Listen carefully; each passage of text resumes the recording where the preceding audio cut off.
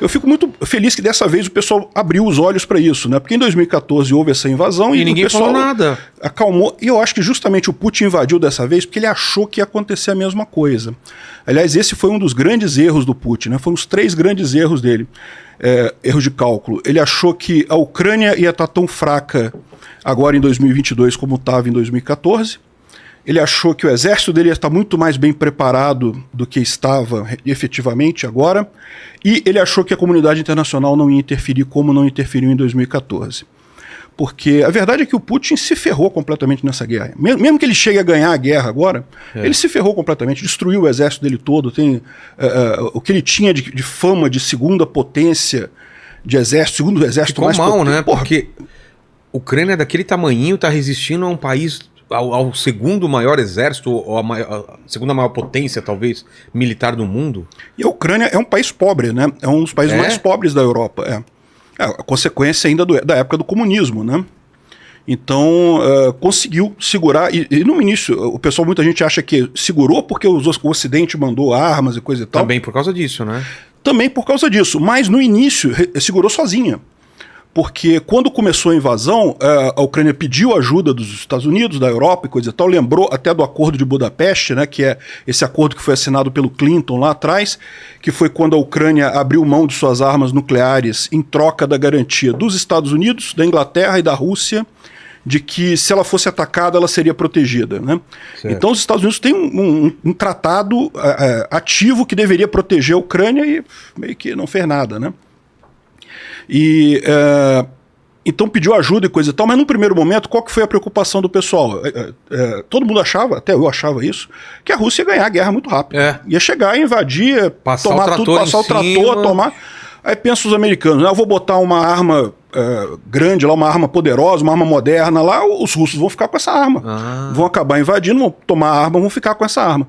Foi só quando a Ucrânia conseguiu expulsar os russos do norte do país, né, que mostrou que tinha capacidade de segurar por conta própria a invasão russa, aí que começou a negociação realmente para começar a chegar a arma. Só em julho que começaram a chegar as primeiras armas realmente novas, né, coisas realmente novas, que aliás, assim, pro Ocidente nem é tão novo, assim, o HIMARS não é uma arma super novíssima dos Estados Unidos, mas para a Ucrânia fez uma diferença enorme, foi uma coisa extraordinária.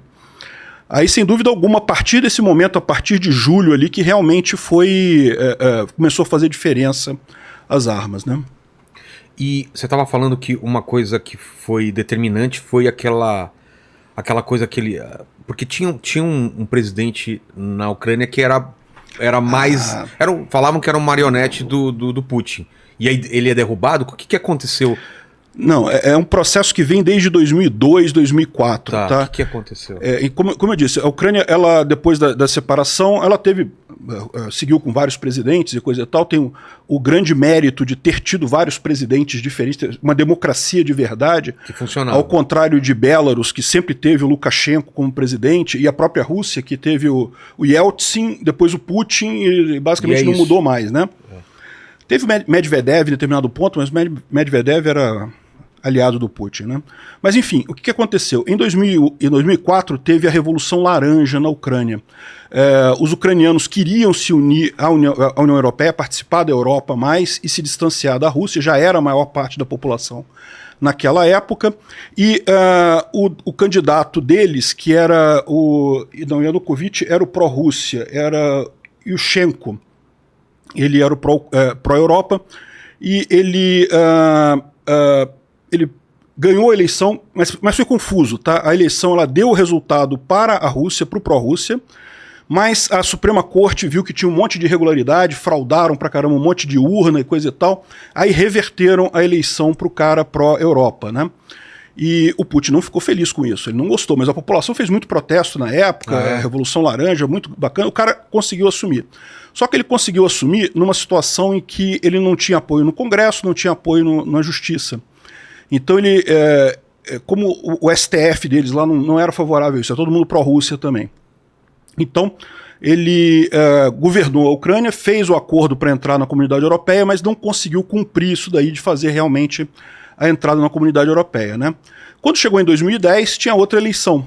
2010, de novo, foi a Yulia Tymoshenko contra o Yanukovych, que é o pró-Rússia, e a Yulia Tymoshenko, a sucessora pró-Europa, né?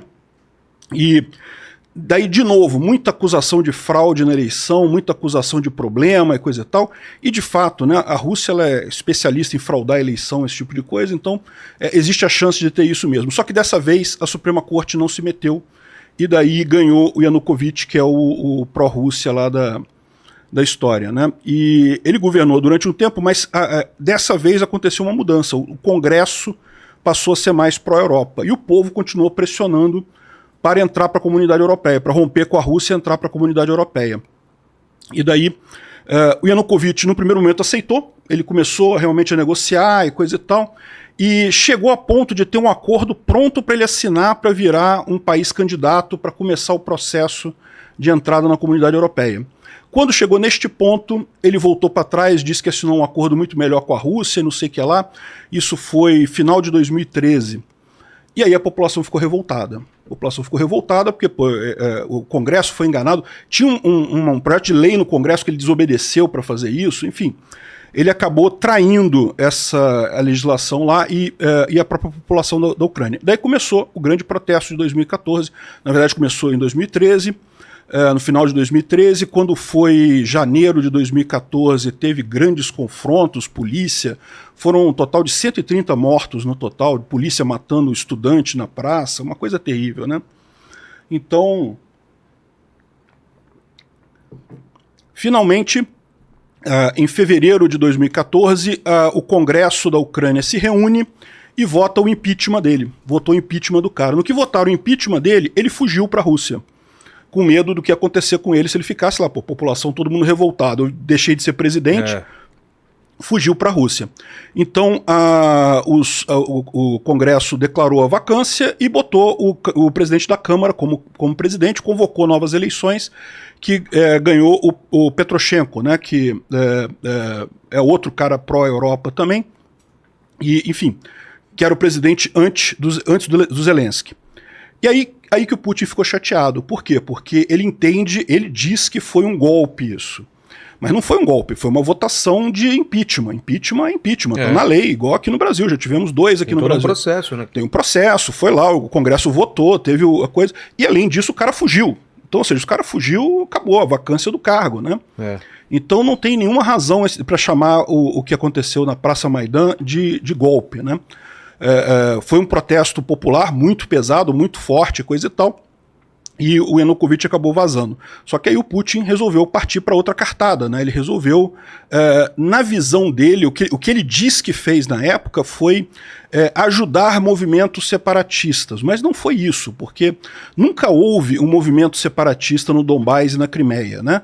Assim, em qualquer lugar que você vá, sempre tem uma pessoa ou outra que quer se separar, que quer criar o próprio país, que quer fazer separação, isso aí é normal. Agora, ter um movimento realmente armado, separatista e coisa e tal, nunca existiu. A gente sabe hoje já tem provas amplas disso daí, que foram russos mesmo. O cara infiltrou um monte de russo, tanto no Donbás quanto na Crimeia, e com isso tomou essas regiões, né? A Ucrânia, você pode imaginar, estava num momento de tumulto, porque tinha acabado de sair um presidente, entrar outro, uma mudança muito grande, um monte de coisa. Acabou que, num primeiro momento, não conseguiu reagir a essa invasão russa.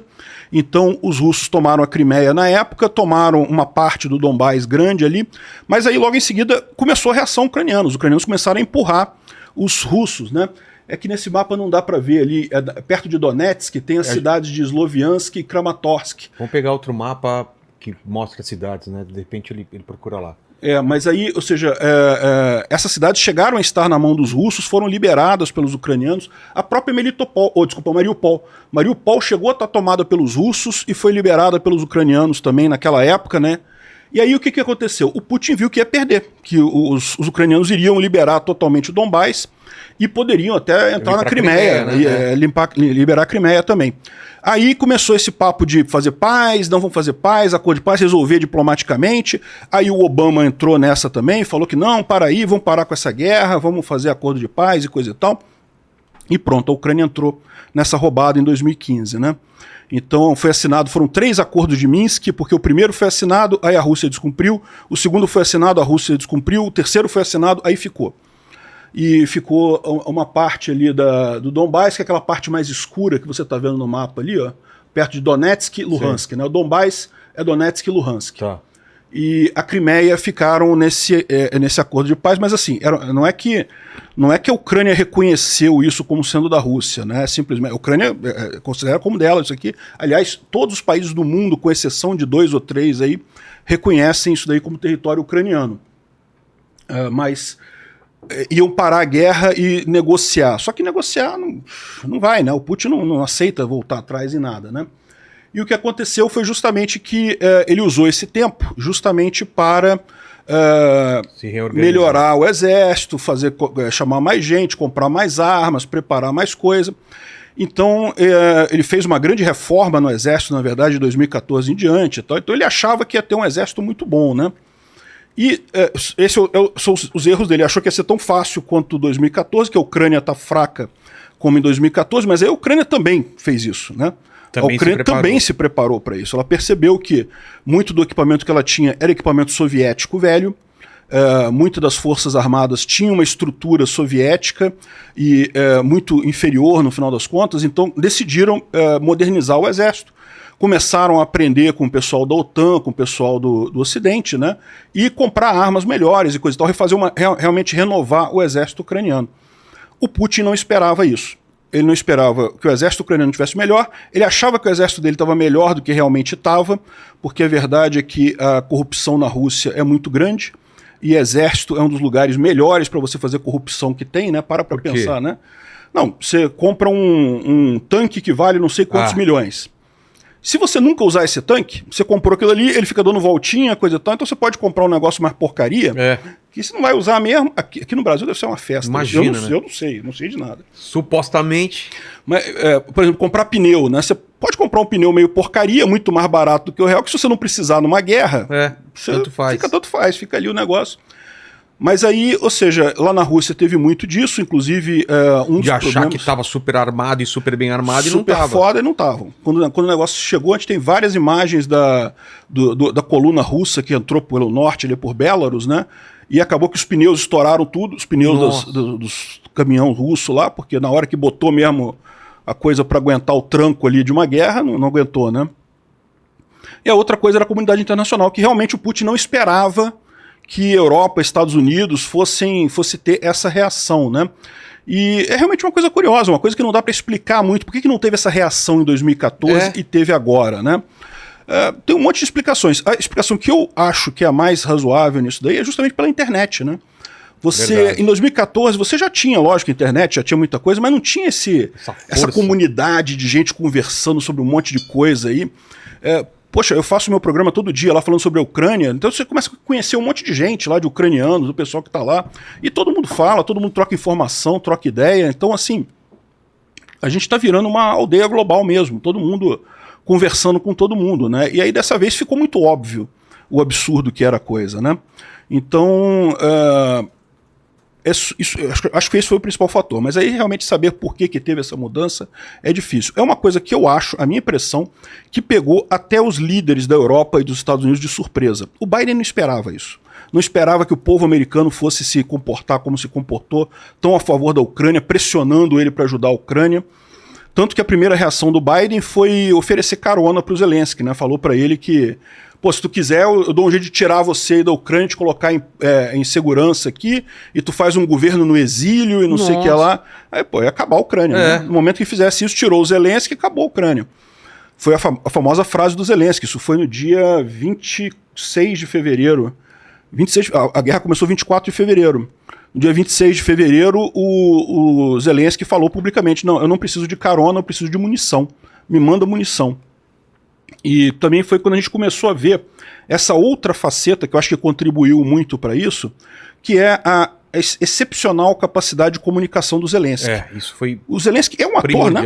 Ele é um ator, então comediante, ele fez de tudo, né? E no final ele virou empresário, né? Ele já era empresário lá na Ucrânia, com uma grande companhia de produção artística lá. Então, e ele tem essa veia de comunicação, né? Então ele conseguiu fazer uma coisa de...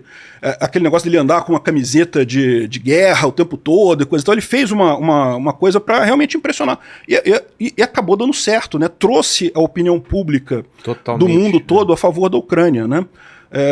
Se fosse, por exemplo, o Poroshenko, que era o cara que estava antes lá, o Poroshenko também é pró-Europa, é um cara democrata e coisa e tal, só que tu olha pra cara do sujeito, tem cara de líder soviético, sabe aquele cara quadradão, assim, com um jeitão soviético mesmo da coisa, talvez não despertasse tanta empatia no Ocidente quanto o Zelensky. O Zelensky tem cara de... Ele é um garoto, 40 anos, fez 44 anos agora, então o cara é um garoto.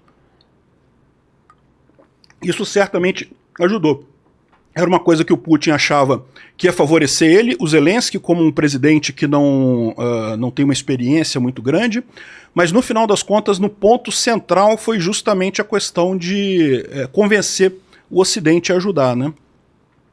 O Putin tinha a carta na mão também do gás na Europa.